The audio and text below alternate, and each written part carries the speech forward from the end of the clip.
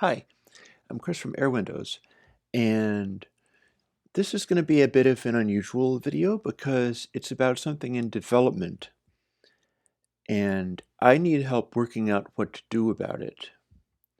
Firstly, let me demonstrate what I'm talking about. I'm going to be posting this onto a thread where we're talking about the naturalized dither. Here's a bit of music, and I'm going to demonstrate some dithers for you. First of all, this is what truncation sounds like.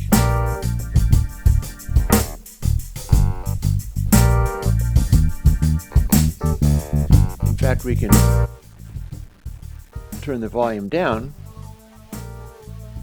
and hear the full horrificness of the truncation.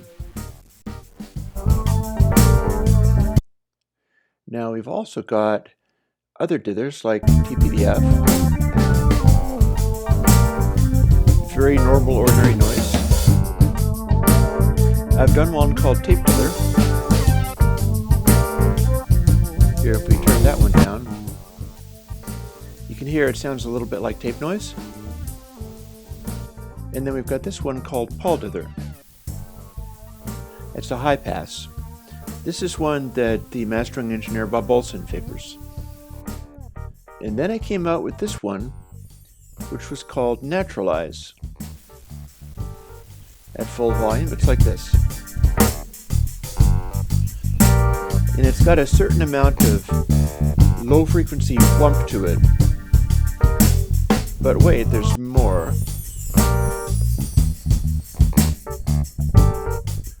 What if you could have a quiet background like this?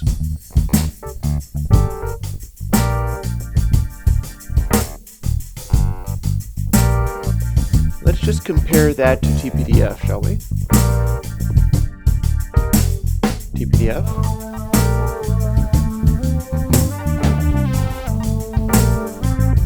And this other thing.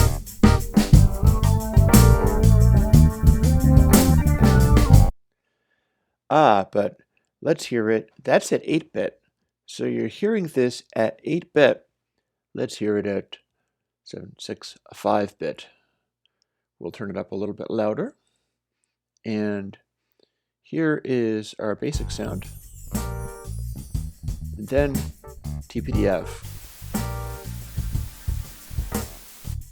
Tape dither. Paul dither, the one that Bobo likes. Here is naturalized as it stands.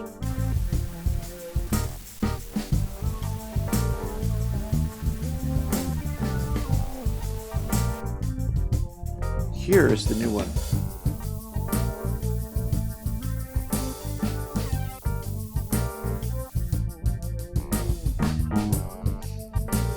Now there's an important thing about this that I need to talk about.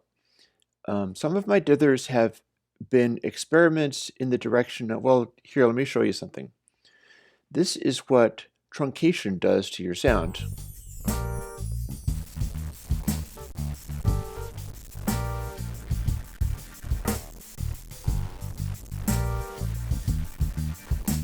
Not too pretty, right? The difference between this and a dither is that with this, it's sort of scrunching and weirding out all over the place and also making stuff really loud. Whereas if you turn on TPDF, you can kind of hear into it. Now something like Paul dither still does that. You can hear it's about the same loudness level.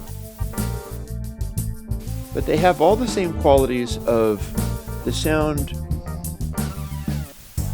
being unaltered beneath that noise level. Whereas if I turn on naturalize, bits of the music are being made a little bit louder, and I can demonstrate that like this. I can go back to truncation.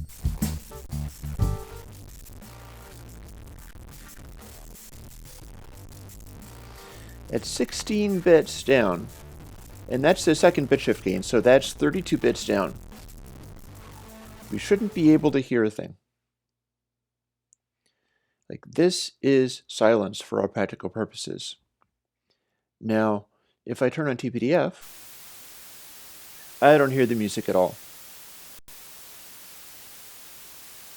Understandably, at 32 bits down. Tape dither and so on. Nope. Can't hear the slightest hint of what the music is doing. Naturalize. It's bringing stuff out that's not quite accurate. It acts a little bit like some kind of crazy parallel compression. We're still buried in the noise, but it's pulling some elements out. Because this is, I think, something that certain people like about truncation. That it's dragging this information out, even though it's in a horrible way. And again, naturalize combines that with the noise floor. Listen to what NextGen does.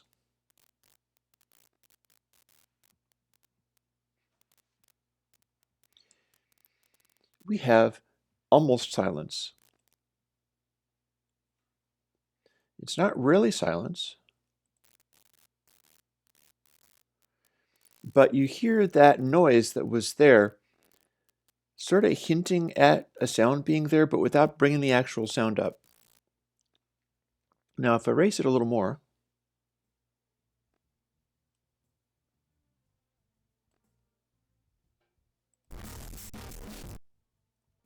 so you can kind of sort of hear it. I think I just stirred a chord there. Then if we turn on NextGen, what we get is this.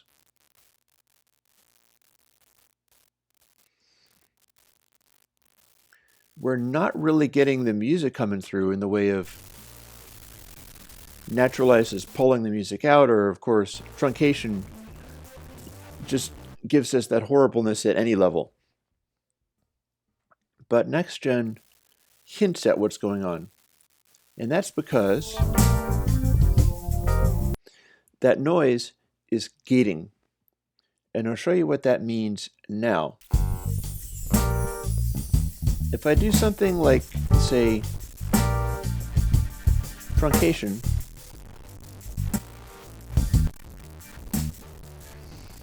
I can bring it down to near nothingness, and it remains making a sound. Whereas if I do something like Paul Dither,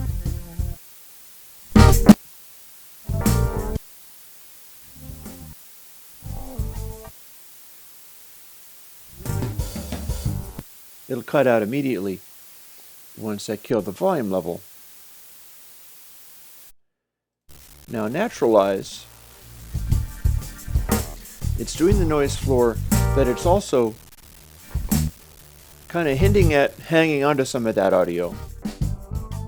NextGen gives us this noise floor, but it can go to silence. And not just any silence, it'll go to digital black fairly cleanly.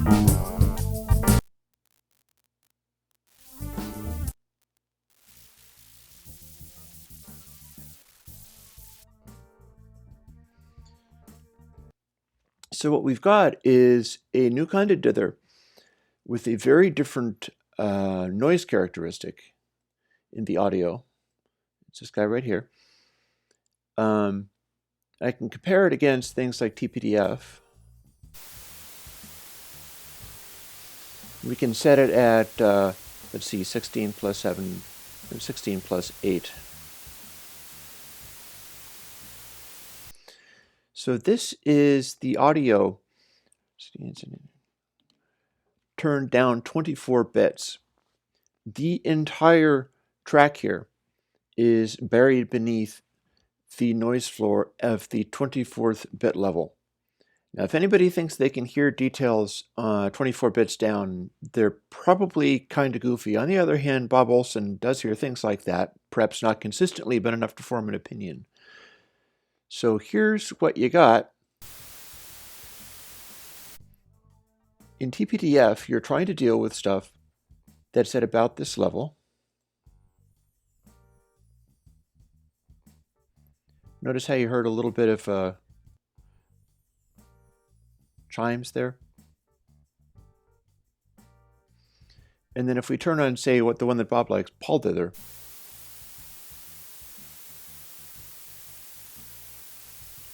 you can kind of sort of pick out something happening down there. It does kind of smother the detail, but you can hear it's there and hear it's at about the right level. And this is why Bob finds this particular dither to not be sonically congested. It's because it's doing the TP-DAF properly, but it's not bringing up any detail above the level that it's supposed to be. Now you compare with Naturalize, it's quite obviously doing stuff, but listen to the next one.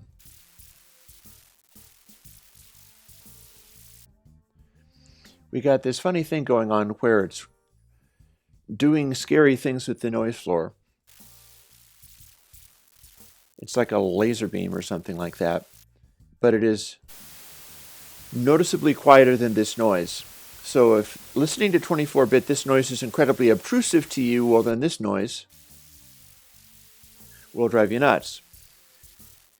I'm thinking maybe it's not going to be that big of a deal. I'm thinking maybe we can live with the gating quality. But as we cut it in and out, we can hear that the background music here. Listen closely. Unchanged.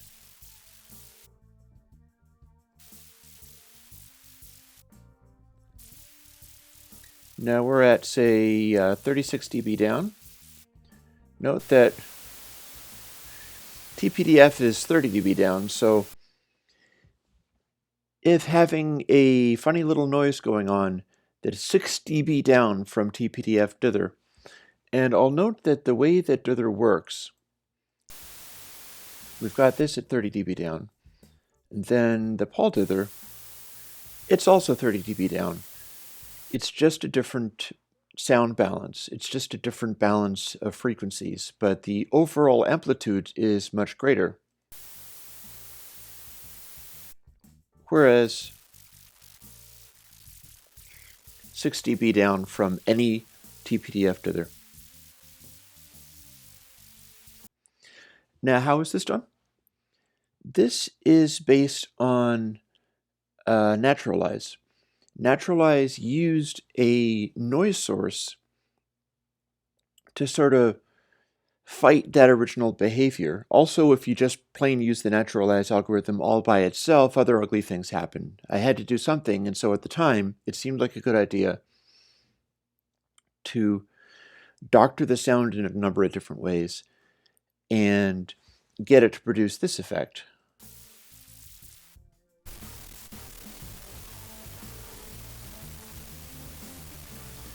It's fairly, and remember, this is at the noise floor. We're listening to stuff that is below the digital noise floor. So if you can hear through that, then, you know, that's what you get. Normally you get like this.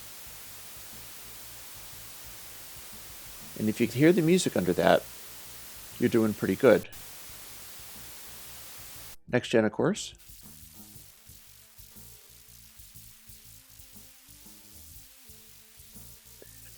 It's a little unusual, but you can plainly hear what's going on. Let's put it up to the 20-bit level again.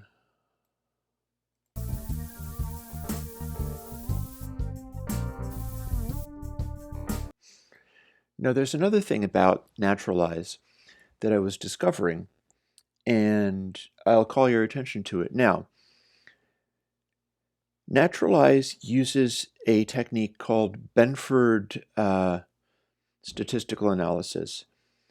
It's essentially trying to go through the audio data and working out whether it's consistent with natural data. In order to use this calculation, you have to have a sort of power law distribution to the sample data. Like some of them will be rather hot, and then a lot of them would be much quieter. Well, if you look at the screen, you can see that that's exactly how audio data is distributed. You've got some big peaks. I beg your pardon.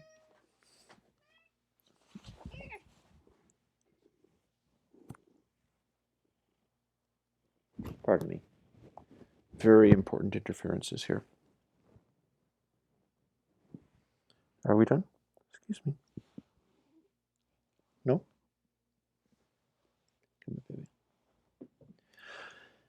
Back to work. Audio data follows this power law distribution. Certain samples are going to be very hot, and then they will fall backwards in sort of this way, and a lot of them will be very quiet.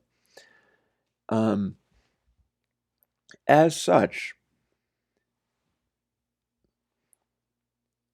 the naturalize is redistributing where the samples lie to fit into this distribution that, if you analyzed it, would register as natural phenomena rather than artificially generated. This can be used as a sonic effect, but the naturalized dither is muddying it by adding noise, changing the balance of things, just getting it to the position where it will do this.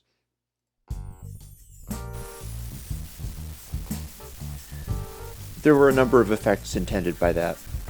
When you do this,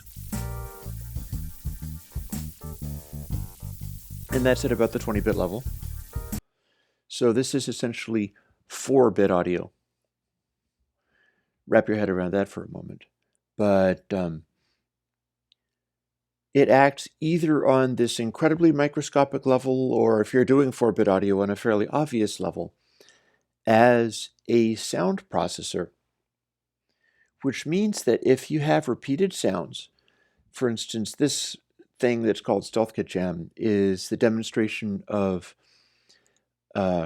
samples, drum samples, that I'm actually giving away, as any of my patrons can go and download them quite easily. But and I think you can also get them off of the airwindows website. Anyways, this is from many years ago.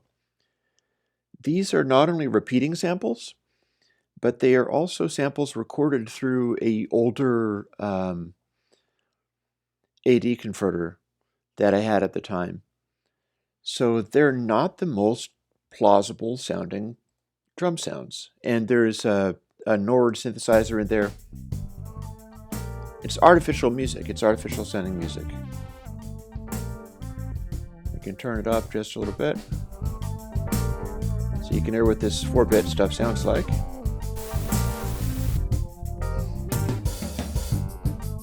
And here's the deal. Listen to, for instance, that tambourine.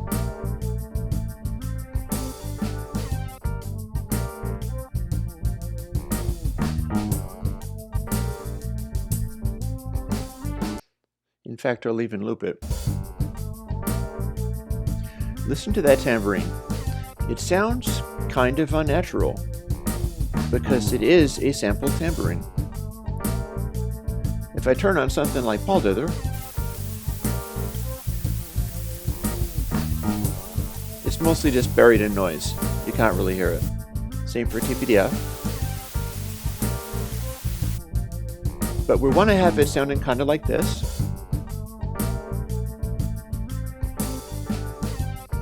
Hear the regularity in it? Now listen to what happens when I turn on NextGen.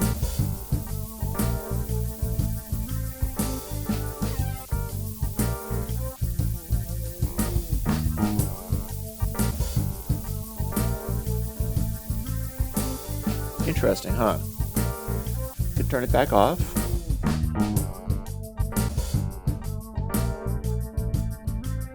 And you can really easily hear the sort of machine-like regularity of it, the fact that it is samples. And then if we turn this new dither thing on,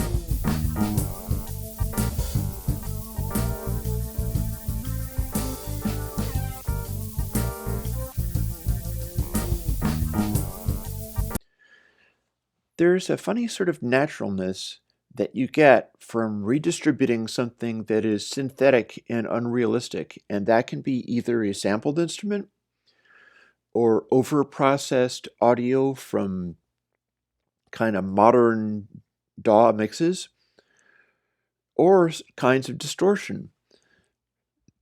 This dither, if you want to call it that, will redistribute that kind of stuff to make it sound more natural. And while I'm at it, what I could do is say shut off this 2-bit boost and doctor this until it's back up to a normal output level.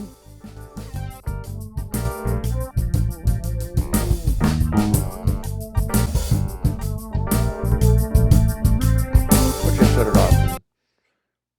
Now what we have is 8-bit. This is 8-bit audio. I can turn it down a little bit to make it more comfortable to hear. 60B down so that it's not uncomfortable. And back we go. Now if I turn on TPDF, you can't really hear it so much. Even at 8-bit, TPDF is now a little quieter. And if we turn on NextGen,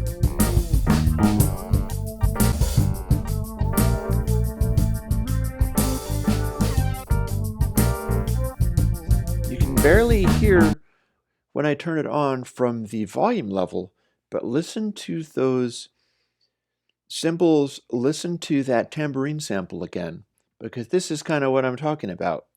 And granted, this is at 8-bit, and we'll normally be experiencing this at 16 or 24-bit, but I'm finding that some of the same characteristics still apply. Here's the raw audio again. And listen to the way that it's sampling. I'm going to turn it on now.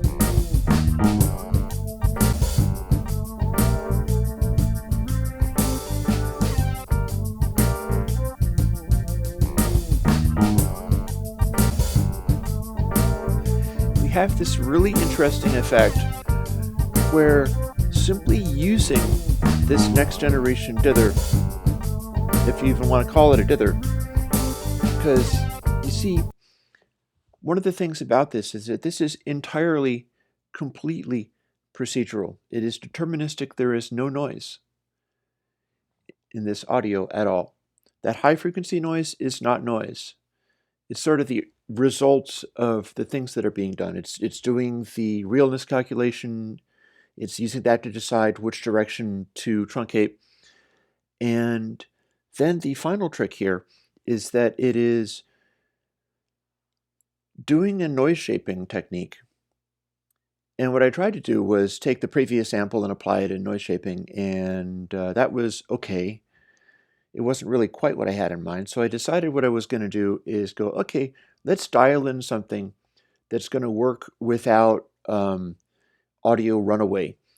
By that I mean if you just keep all of the error and start applying it, you can get into these situations where your algorithm goes crazy.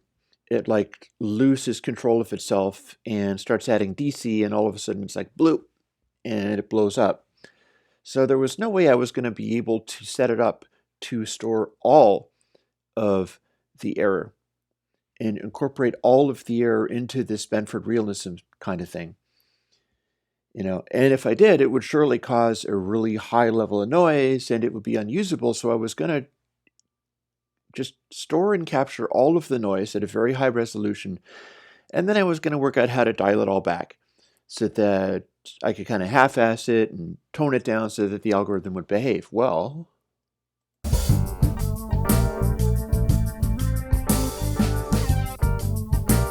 this is what I got first try.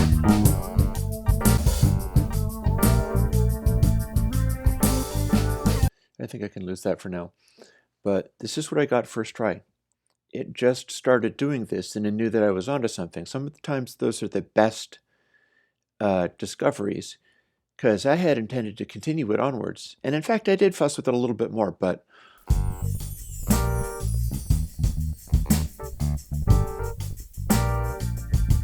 using this new word length reducer,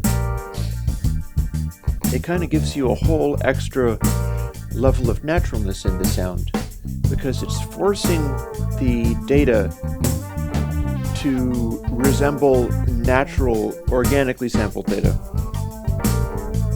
And that thing that I did, it is also noise shaping, so it is keeping all of the difference between the original high resolution signal and the truncated low bit signal that it's putting out.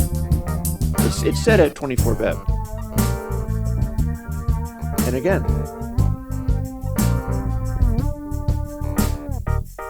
you can stick this on here and fool around with it.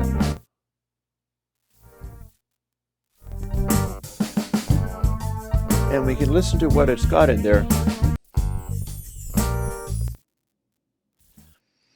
And it goes right to silence when you ask it to.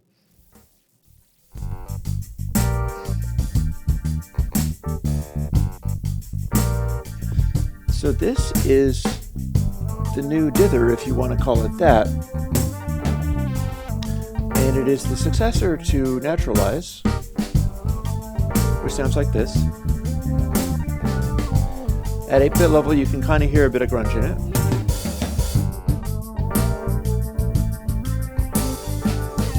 I'm thinking about making a set of files that they're all 8-bit, and the idea is, can you tell the difference between the various dithers at 8-bit? Because a friend of mine who was posting on my threads and things was doing that at, I believe, I'm not sure whether it was 24-bit or 16-bit, asking anybody to do critical blind test decisions on 24-bit audio is a little bit unfair. That's the kind of stuff that we sort of soak in gradually, and you can't do momentary decisions based on it. On the other hand, you should be able to do momentary decisions based on 8-bit. So with this, essentially, you'd have to listen for that high frequency noise, because this is the 8-bit being cut in and out. I don't think you're going to hear any differences in tonality here. You could release on 8-bit using this.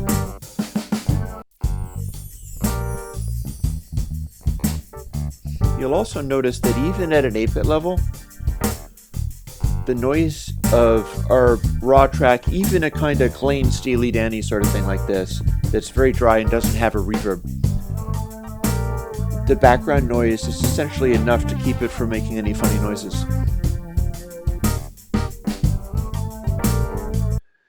But if you did something like, for instance, let's see here. Yep, see, got a little hesitation in the middle of this. That is silence. So without the dither, it sounds like this.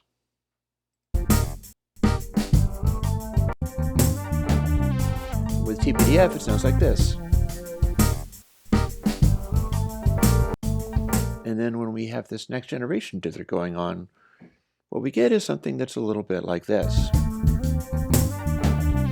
Listen to how it gates. The question is that a truly obnoxious way to gate? Let us turn this down so that we're at about 20-bit or so. Or 8-bit, so 4-bit. So this is good and quiet.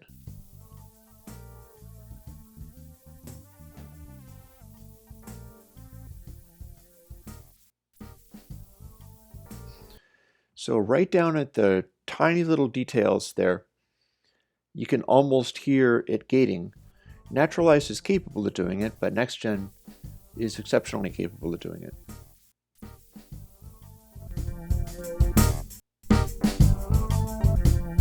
And at relatively normal volume levels,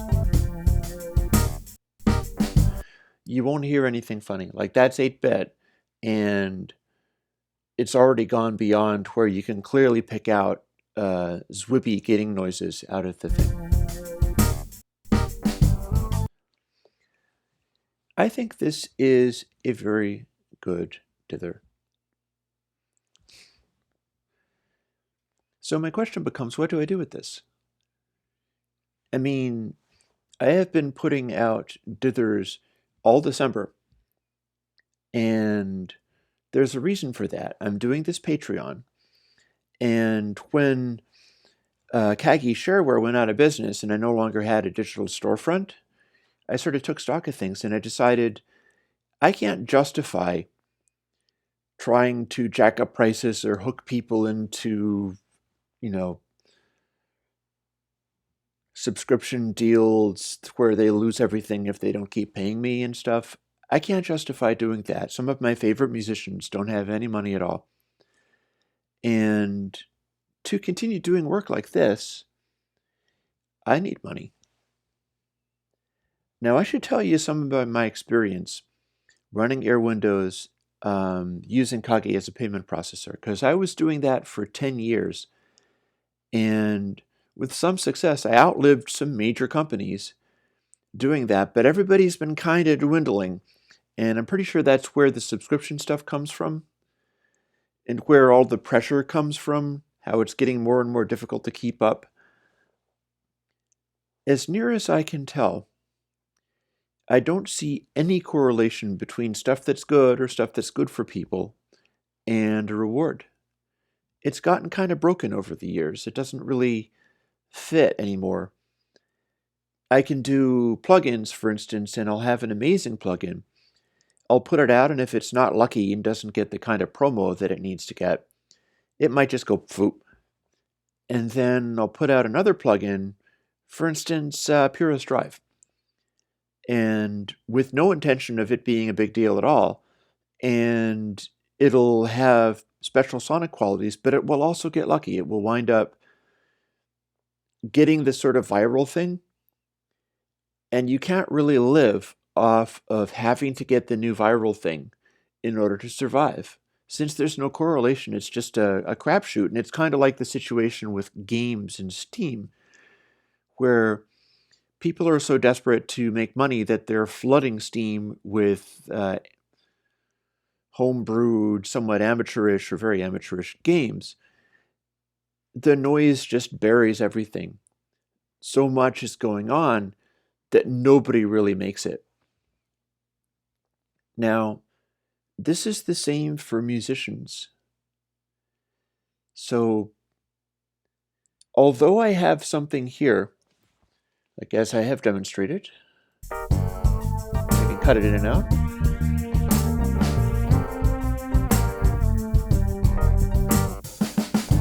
You don't always get to have a dither that can go to 8-bit and make stuff sound better. That is called commercial potential, as far as word length reducers are concerned. And since it's such a subtle method of making things sound better and more natural, it's also a competitive tool for musicians and DJs and mixers and producers and such as well. But I can't justify making it be some kind of boutique special thing where it's like all this other stuff is being given away for free, but oh, this one, please pay me hundreds of dollars. First of all, I don't want to do that to musicians. I am siding with musicians for a reason and on purpose, and it's not a joke, and I'm very serious about it. Secondly, there aren't that many mastering engineers out there to pay large quantities of money for this. I mean, even the greatest mastering engineers these days are up against crazy online services that just sort of guess at what they're supposed to do with your music. It would be nice to charge something for this. At the same time, I have to wonder what the blank more must I do. I have released 30 plugins or so. I've put out a bunch of dithers. This just happens to be the best one because I stumbled across a real breakthrough here. I could make it be a Patreon goal where the Patreon has to go up to a certain point in order to justify releasing this. Oh, hey, I'm already doing that. I have a goal of $800 a month. That's not a very large amount to live on, but I could probably swing it. And everything that I used to sell off of Kage is behind what you might call that paywall. And I'm going in the direction of it, but it's like, what more must I do? It's like 2Tape is waiting behind that paywall. Righteous, the original Iron Oxide, all of the big Airwindows hits are waiting to be made into free VST plugins if enough people get together and join the Patreon. What more can I do? There's only so much that you can do to even wave things in front of people's faces, but generally people don't really have any money. I can't tell you how many people said, I really want to help you and I am literally starving, and so can I send you $5 in PayPal because I can't get involved in a Patreon thing that's going to latch on to my credit card for $1 a month. I really understand not being able to afford $12 a year. That makes absolute sense to me. And I've been putting out so much anyhow that it's like, what's one revolutionary Dither plugin that's better than anything else in the world? So what other possibilities could I use? Well, we could sell it to Apple. Yeah, right. It's not iPhone related. I don't think that would work. I could sell this Dither and myself to Valve. That would be interesting. I'm a Valve kind of person. That's the kind of person they hire. If that sounds good to them, talk to me. Or I could just drive more patrons to the Patreon, because many people are doing absolutely fine with it. And the great thing about the Patreon is working using Kagi for payment was just crazy up and down. And as the industry itself tended to dwindle, my income went along with it.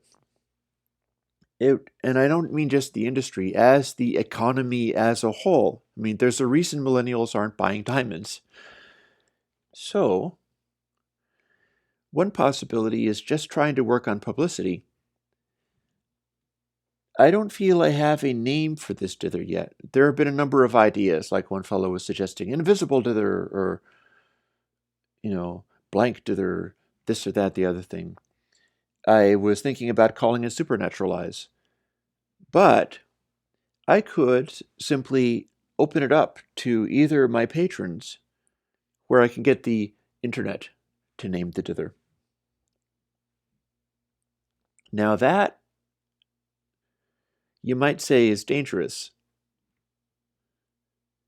But it's dangerous in a really fun way.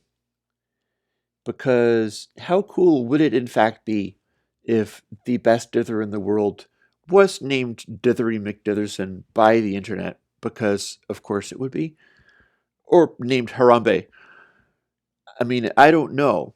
I don't know what the internet is capable of. It would be nice if it's largely focused on like groups like my patrons or musicians or whatever. Because the thing about it is I have the creative freedom to accept anything the internet has to offer as far as the name is concerned.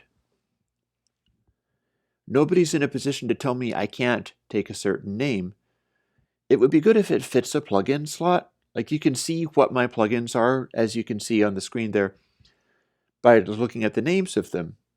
But it could be, actually, I'm not sure, it could be names like asterisk, period, parentheses, parentheses, because you never can tell what plugins or programs have problems with unusual characters. I think you can use non-letter characters, and I'm willing to test to find out. So it could be a strange, unpronounceable word, or it could be Harambe McHarambe phase, or I don't even know. There are a bunch of cool names one could use as well. I would really like to have people notice what the heck I'm doing with my industry, with my plugins. Hundreds of plugins. I've already released more than 30. Being released as audio unit and Mac and PC VST, running on all kinds of old machines for free. And then please come and name the ultimate dither and the best dither in the world. It could be fun. If people are enthusiastic enough about this idea, I will run with it. And you will see this when that contest is over. It'll probably need to go for at least a week or two, perhaps as long as a month. Might be the end of January that it's finished. And I would kind of enjoy a really strange name. And nobody can stop me from having one. So,